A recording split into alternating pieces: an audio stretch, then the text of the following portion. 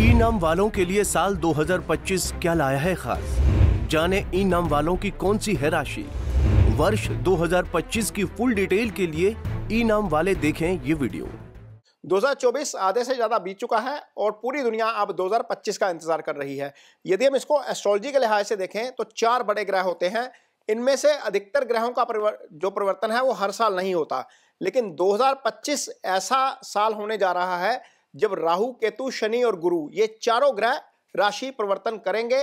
इन चारों ग्रह के राशि परिवर्तन का आपके ऊपर क्या असर पड़ेगा, आपकी जिंदगी के ऊपर क्या असर पड़ेगा, आपकी फाइनेंशियल लाइफ के ऊपर असर क्या पड़ेगा, आपके रिलेशनशिप के ऊपर क्या असर पड़ेगा, हेल्थ के ऊपर क्या असर पड़ेगा, इन सारी चीजों के बारे में चर्चा करेंगे। यदि आपका जन्म अंग्रेजी के शब्द ई से शुरू होता है तो आपका जन्म हुआ है कृतिका नक्षत्र के दूसरे चरण में, और कृतिका नक्षत्र का दूसरा चरण जो है वो वृषभ राशि बनती है।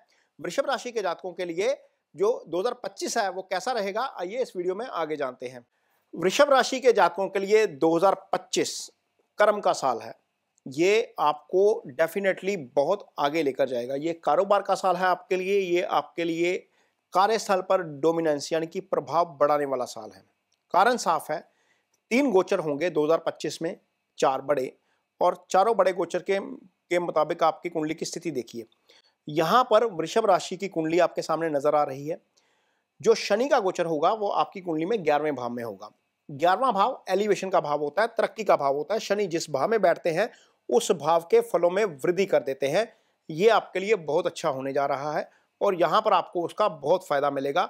शनि आपकी कुंडली में योगा कारक ग्रह होते हैं। वृषभ राशि के जातकों के लिए शनि योगा कारक हैं, क्योंकि शनि की एक राशि आपके भाग्यस्थान में आ रही है। आप देख सकते हैं चार्ट के ऊपर, जो मकर राशि है वो भाग्यस्थान में आएगी और जो कुंभ राशि है, जो मूल त्रिकोण राशि है, वो आपके कर्म स्थान के ऊपर आएगी।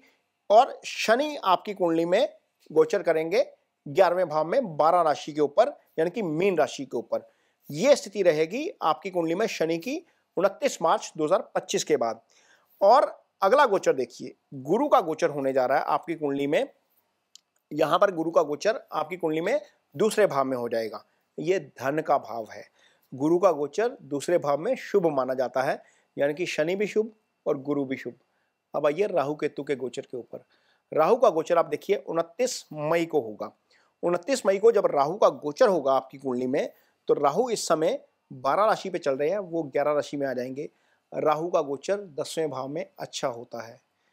आप देखिए 4 गोचर होने जा रहे हैं 2025 में, उनमें से केतु का गोचर अच्छा नहीं है, जो चौथे भाव में आ जाएंगे। ये माँ का भाव होता है, ये आपका सुख स्थान होता है, यहाँ से आप एसेट्स बनाते हैं। ये गोचर अच्छा नहीं है। लेकिन बाकी तीनों गोचर, गुरु भी शुभ, शनि भी शुभ, राहु भी शुभ, ये 3 बड़े ग्रह। शनि समय के कारक हैं। जो लाइफ में घटना होनी है आपकी, चाहे वो अच्छी है या बुरी है, वो शनि तय करते हैं। शनि का गोचर तय करता है। और गुरु जो ब्लेसिंग्स के कारक हैं, गुरु आपको ब्लेसिंग्स देते हैं, गुरु आपके लिए अच्छे फल करते हैं। तो 2025 आप तीनों ग्रहों के आशीर्वाद के लिए तैयार रहिए।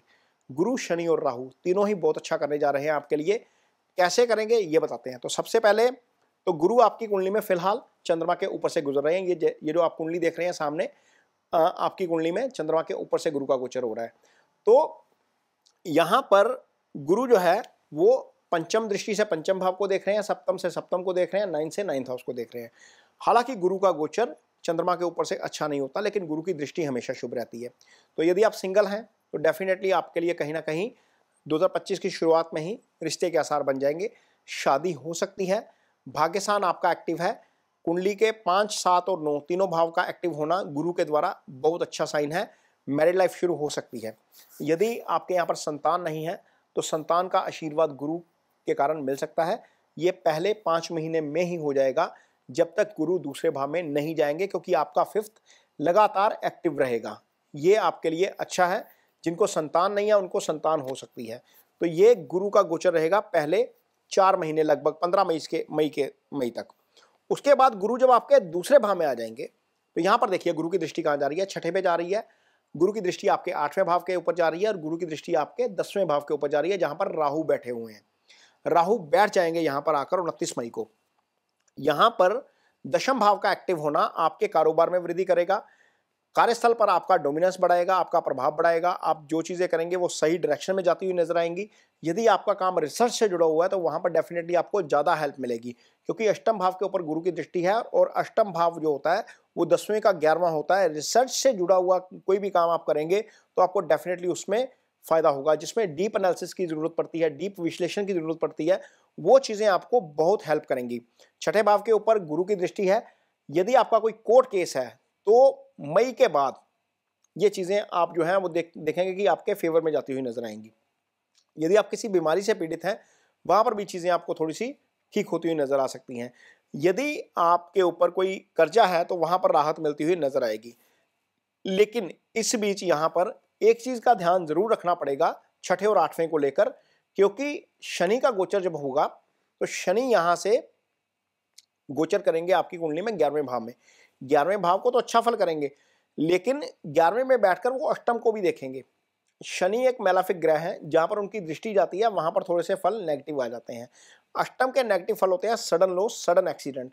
तो गाड़ी जरूर धीमी चलाइएगा, नहीं तो शनि का जो अष्टम दशम दृष्टि है अष्टम भाव के ऊपर, यहाँ पर दुर्घटना का कारण बन सकती है। ये यहाँ पर आपको बच के रहना पड़ेगा। हमारे पास एक ही विकल्प होता है जब बाहर बरसात हो रही है, हम छाता लेकर जाएं। छाता लेकर जाना हमारी जिम्मेवारी है। बाहर यदि तूफान आ जाए तो फिर वो छाता भी कभी काम नहीं करता। तो हमारी ये कोशिश है कि आपको जो चीज़ें आने वाली हैं भविष्य में, जो चीज़ें हो सकती हैं, उसके लिए कम से कम रेमेडी के तौर पर आपको अलर्ट कर दिया जाए, आपको आगाह कर दिया जाए कि अष्टम शनि द्वारा भी एक्टिव होगा। गुरु द्वारा तो एक्टिव होगा ही होगा, शनि द्वारा भी एक्टिव होगा। हालांकि गुरु सेविंग ग्रेस है वहां पर, लेकिन शनि भी अपना असर जो है वो दिखाते हैं। तो गाड़ी जरूर धीमी चलाइए। कहीं सीढ़ियाँ चढ़ रहे हैं तो धीमे चलिए, ध्यान से चलिए, आगे पीछे देख कर चलिए रोड के ऊपर।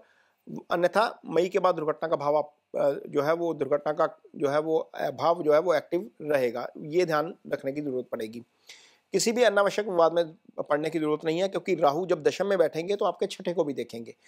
गुरु की दृष्टि तो रहेगी, लेकिन राहु की दृष्टि भी यहाँ पर रहेगी। तो किसी के विवाद में मत पड़िएगा, ये चीज़ थोड़ा सा जरूर ध्यान में रखना है। गारंटी मत लीजिए, किसी की साइन आंखें बंद करके मत कीजिए।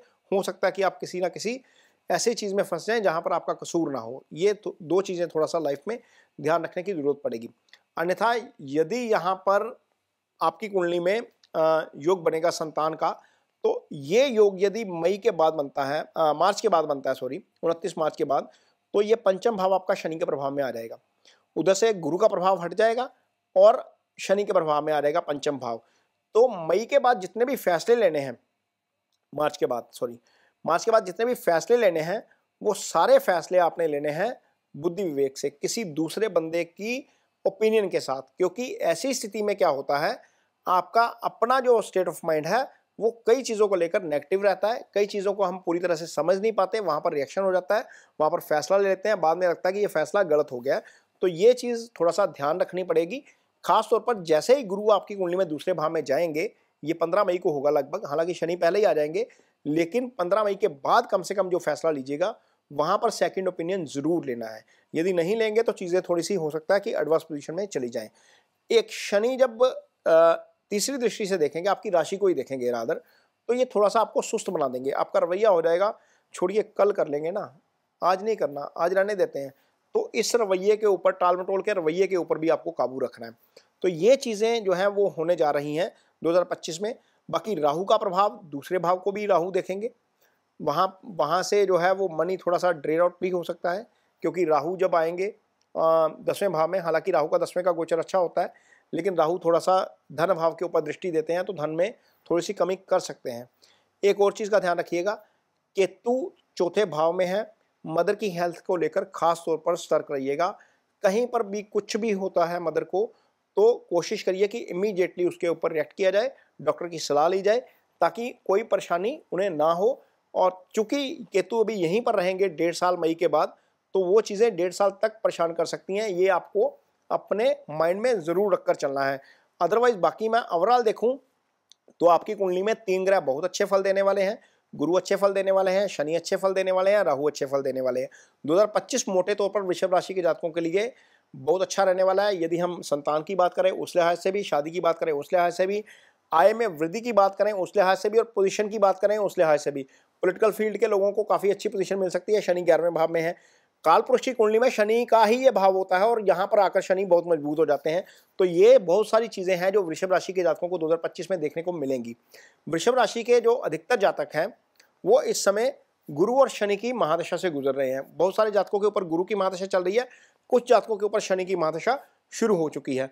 तो गुरु चूंकि ब्लेसिंग्स के कारक हैं, गुरु का अच्छा होना आपकी कुंडली में बहुत सारी समस्याओं का निदान कर देता है। गुरु को अच्छा करने के लिए यदि आपके ऊपर महादशा गुरु की चल रही है, इस समय लास्ट स्टेज पे है, तो एक फलदार पेड़ जरूर लगाएं। फलदार पेड़ लगाकर जितनी उसकी सेवा करेंगे गुरु आपको उतना अच्छा फल देंगे, उतनी आपकी आय बढ़ाएंगे। मैं आय क्यों कह रहा हूं?